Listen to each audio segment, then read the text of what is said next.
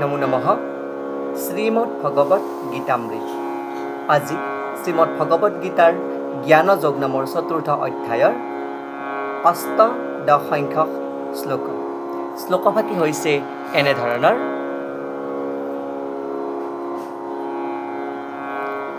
কৰ্মণ্য কৰ্মায়ঃ পশ্যেৎ অকৰ্মণি সকৰ্ময়ঃ স বুদ্ধিমান মনুষ্যেষু স যুক্তঃ কৃষ্ণ কৰ্মকৃৎ।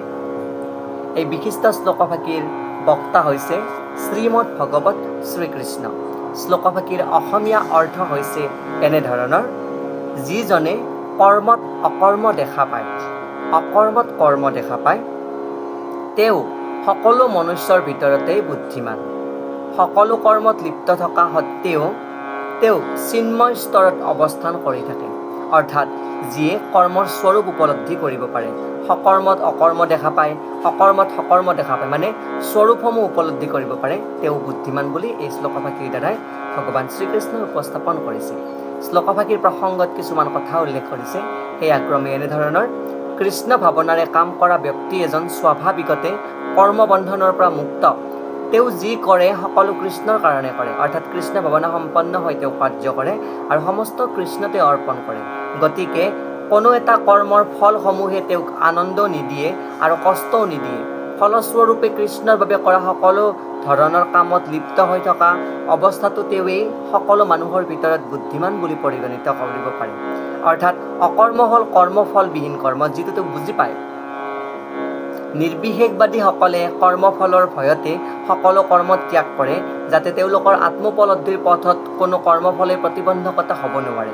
কিন্তু যিজনে ভগৱানক এজন পৰম পুৰুষৰ ৰূপত চিনি পায়, যি সাকাৰবাদী নিৰাকাৰবাদী নহয়, তেওঁ এই কথা নিশ্চিতভাৱে জানে যে তেওঁৰ নিজে ভগৱানৰ এজন নিত্য দাস। সেইবাবে তেওঁ কৃষ্ণ ভাৱনাৰ কামত নিজকে নিযুক্ত কৰে আৰু সেই হেতুকে কৃষ্ণৰ বাবে সকলো কাৰ্য তেওঁ কৰি যায় আৰু প্ৰতিটো কাম তেওঁৰ পৰাই অলৌকিক আনন্দ লাভ কৰে।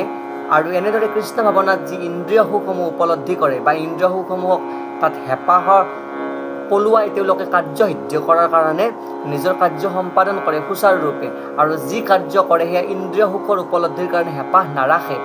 তেওঁ কৃষ্ণৰ নিজৰ নিত্য দাস হিচাপে উপলব্ধি কৰি কৰ্মৰ কোনো ধৰণৰ প্ৰতিকূল প্ৰভাৱক স্পৰ্শ কৰিব নোৱাৰাকৈ কাৰ্য কৰে যে, আৰু তেওঁ কোনো কৰ্মৰ প্ৰতিকূল প্ৰভাৱে স্পৰ্শ কৰিব নোৱাৰে।